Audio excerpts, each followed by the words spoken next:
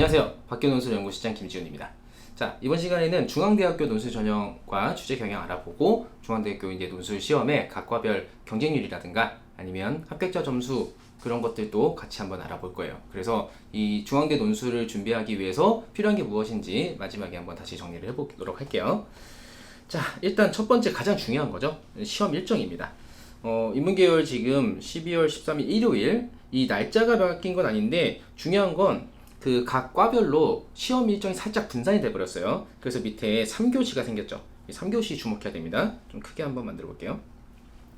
자, 지금 잘 봐야 되는 건 잘 봐야 되는 건 이 인문계열 3교시로 내려왔고요. 경영경제가 지금 갈라져 있습니다. 경영경제가 지금 경영학부가 1교시 10시 시험으로 돼 있고 그 다음에 그 외에 학과들이 지금 3교시 6시로 시험 시간이 책정되어 있어요. 그 다음에 3번 계열도 똑같이 6시로 책정되어 있죠. 그러니까 자기가 지원한 학과가 어떤 시간대에 배정되어 있는지 정확하게 파악해야 됩니다. 안 그러면 같은 날, 이날 뭐 시험 보는 날 학교들 꽤 있죠. 그러니까 내가 일요일에 2개 시험을 볼 수 있는가 아니면 볼 수 있다면 시간차가 적당히 맞아 떨어지는가 이런 걸 잘 확인하고 시험 시간을 정확하게 확인하도록 합니다.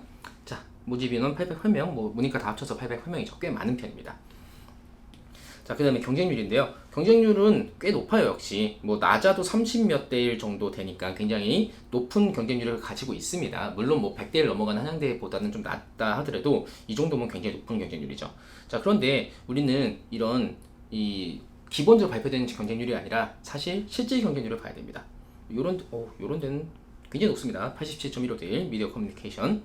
자, 그런데 실제로 경쟁률이 어떻게 되느냐, 정말 시험장에 나타나는 친구들이 어떻게 되느냐, 보면 자 아까 국어국문학과 같은 경우가 51.75대 1 이렇게 나와 있었죠. 그런데 실제 경쟁률은 12대 1로 감소합니다.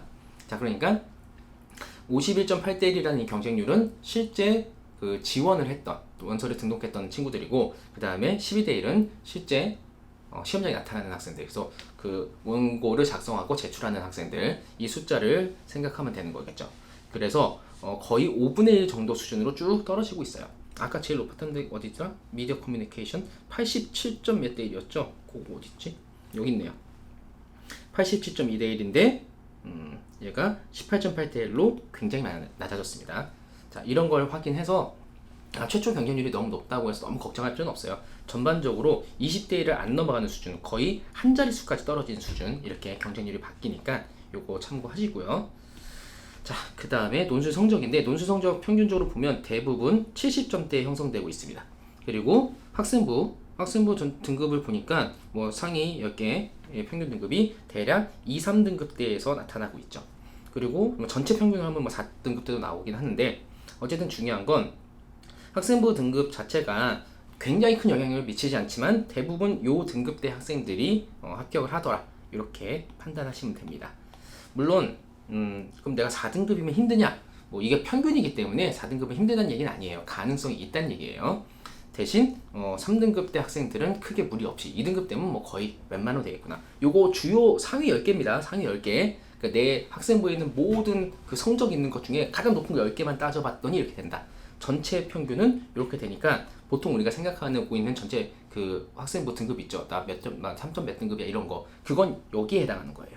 이쪽에 해당하는 거. 그러니까 요걸 기준으로 판단하고 다시 한번 좀 더 면밀하게 하려면 상위 10개 등급으로 판단하는 거, 이렇게까지 한번 구분해서 생각해 보도록 하세요.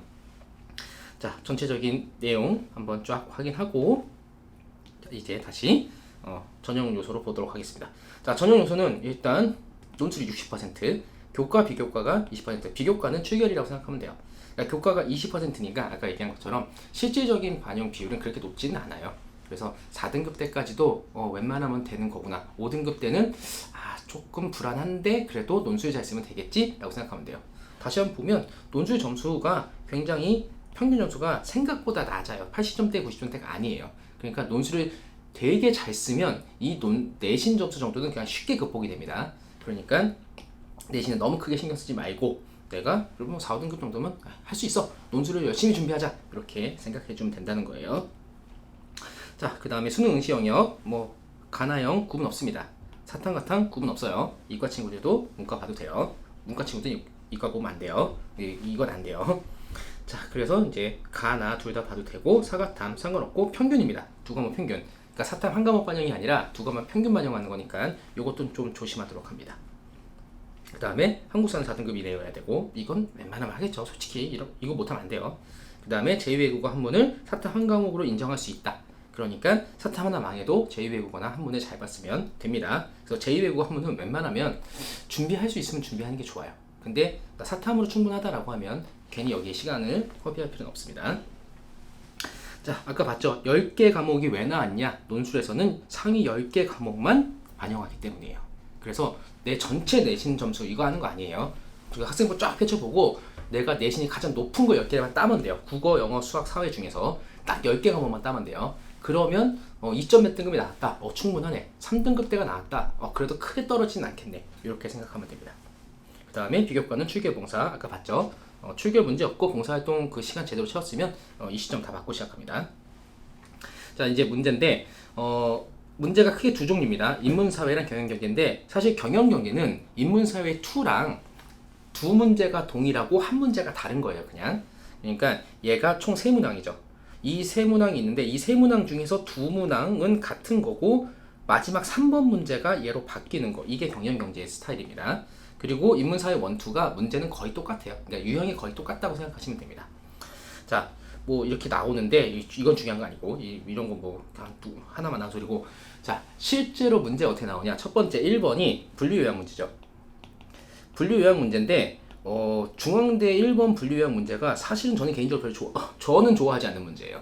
일단 문학을 많이 써요. 문학 제시 많이 쓰고 그러니까 분류라기보다는 그냥 요약 문제예요. 그냥 요약 문제인데 거의 뭔가 요소를 지정해줘요. 이 제시문들에서 얘를 찾아라. 그리고 얘를 찾아라. 그래서 그 요소를 약간 단어적으로 요약합니다. 그래서 핵심이 되는 내용을 딱딱딱 단어로 찾는 거예요. 그런데 주제는 문제에서 정해주는 겁니다. 근데 이제 가장 좀 짜증난다고 볼 수 있는 게 뭐냐면, 저 개인적인 의견입니다. 완전히 짜증난다고 하는 건 뭐냐면 뭐 완성된 글을 만들려고 해서 서론, 본론, 결론을 쓰라고요. 이게 넘어가는구나. 서론, 본론, 결론 이렇게 쓰라고 하는데 이 서론과 결론이 진짜 좀 별거 아니에요. 그냥 문제에서 뭐 제시문들이 뭐에 대한 얘기를 하고 있다. 뭐 그걸 찾아서 써라 하면은 그거 다시 쓰는 거예요. 서론이. 이 제시문들은 뭐에 대해서 얘기하고 있다. 다시 쓰는 거예요. 진짜 왜 쓰는지 모르겠는데. 본론은 그 내용 쓰는 거예요. 그래서 결론은 다시 한번 정리하는 거예요. 그래서 이거는 요거, 이거는 요거 이렇게 다양하다. 뭐 이렇게 쓰라는 거. 굳이 왜 쓰라고 하는지 모르겠는데 쓰래요. 그게 1번 문제입니다. 그래서 뭐 중요한 건 그러면 형식이 정해져 있으니까 그 형식에 맞춰서 쓰면 되겠는구나. 이렇게 해서 오히려 쉽게 판단할 수도 있고. 그런데 문학 제시문이 나오니까 그 문학 제시문에서 그 요소를 찾는 게 조금 어려울 수도 있어요. 사람에 따라서는. 그거 잘 이해를 하면 되고. 2번 문제는 이제 평가, 분석 이런 문제입니다. 그래서 그 어떤 제시문들에 나타난 상황, 인물 그거를 다른 제시문, 추가 제시문이죠. 네 번째 이후에 5번째, 6번째 이 제시문들을 기준으로 평가하고 비교하고 분석하고 이런 문제들로 2번과 3번이 구성됩니다. 조금씩 달라요. 3번은 뭐 자기의 견해를 제시하기도 하고 주장하기도 하고 아니면 조금 더 면밀하게 분석하기도 하고 다양하게 나옵니다. 자, 그래서 여기서 2번까지가 경영경제 계열의 같은 문제로 다 나오고 진짜 같은 문제예요. 그냥. 그리고 3번 문제만 수학으로 바뀝니다. 이 수학은 출제 범위가 그냥 고등학교 전범위라고 나와 있기는 한데 진짜로 고등학교 전범위는 아니에요. 실제로는 거의 확통이 확정되어 있어요. 중앙대는 특징이 그렇습니다. 확통 문제만 거의 나와요. 계속 확통 문제만 나왔어요. 확통 문제가 안 나온 적이 예전에 한 5, 6년 전에 모의논술 이런 데서만 확통 문제가 안 나오고 좀 아주 예전에는 확통이 아닌 문제들, 어려운 문제들도 나온 적이 있었는데 요즘에는 단순한 확통 문제로 완전히 확정이 됐습니다. 거의 확정됐다고 보시면 돼요. 그런데 문제가 아주 쉽진 않고 몇 단계를 거쳐요.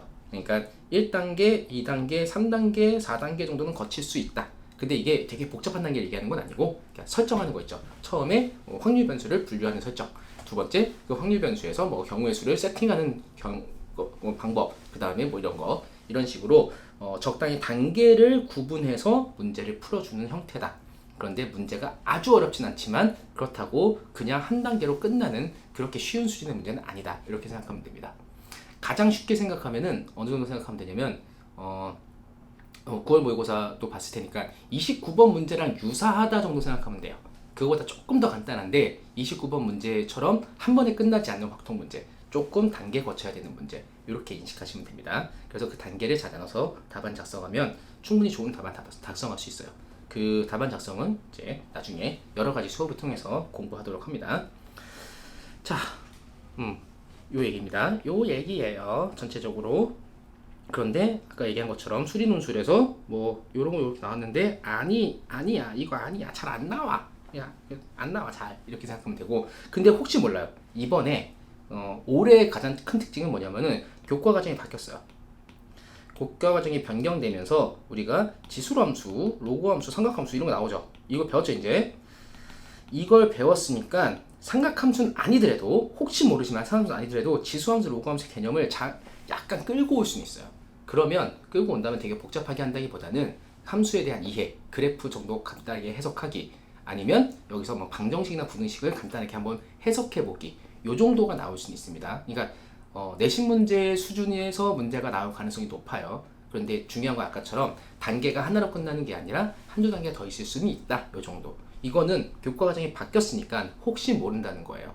근데 웬만하면 아마 확통이 나올 테니까 확통은 완벽하게 준비해 놓는다, 이렇게 생각하는 게 중앙대 경영경제 계열 준비하는 가장 좋은 방법입니다.